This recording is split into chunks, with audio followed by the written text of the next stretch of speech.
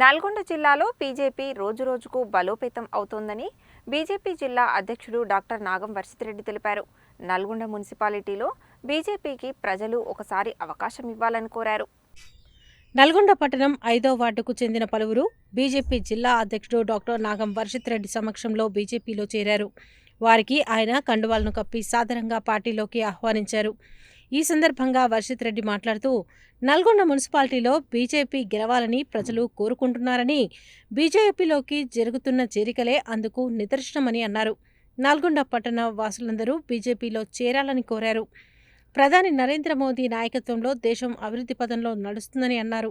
మోదీ నాయకత్వాన్ని బలపరిచేలా బీజేపీలో చేరాలని పిలుపునిచ్చారు.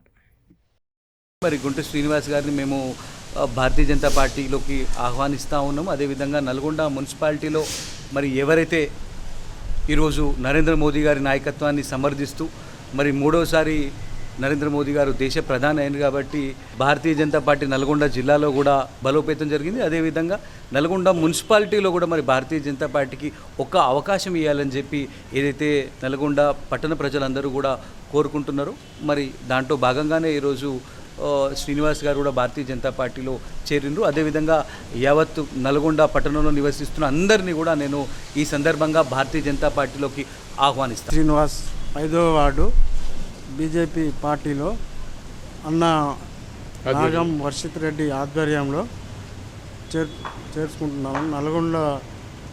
నల్గొండ ప్రజలందరూ బీజేపీలోకి రావాలని నేను ఆహ్వానిస్తున్నాను. నాగమన్న అధ్యక్షతన అందరూ బీజేపీకి ఓటేసి బీజేపీ పార్టీని గెలిపించాలని కోరుతున్నాను. జై హింద్. జై హింద్. మన తెలంగాణలో కూడా బీజేపీ ఫామ్ చేయాలి, బీజేపీ ప్రెసిడెంట్ చీఫ్ మినిస్టర్ కావాలి. కాబట్టి మనమందరం కంప్లీట్గా అందరికీ సహాయ సహకారాలు అందించి మన బీజేపీని అగ్రస్థానంలో నిలబడటానికి మనం కృషి చేయాలని మీ అందరినీ కోరుకుంటూ, ఖచ్చితంగా మీరు ఏ ఆలోచన లేకుండా ఇంకో పార్టీ గిట్టి కాకుండా బీసీ ఎస్సీ ఎక్కడ పోటీ చేసినా ఏ పార్టీ అయినా అతన్ని గెలిపించుకోవడానికి మనం ఖచ్చితంగా కృషి చేయాలని బీసీ ఎస్టీ వాళ్ళందరినీ కోరుకుంటున్నాను. దయచేసి అందరూ గమనించి మనం బీజేపీకి పట్టం కట్టాలనే ఆశతోటి నేను మాట్లాడుతున్నాను. దయచేసి అందరూ ఇది అర్థం చేసుకొని మనం బీజేపీని గెలిపించుకుందాం.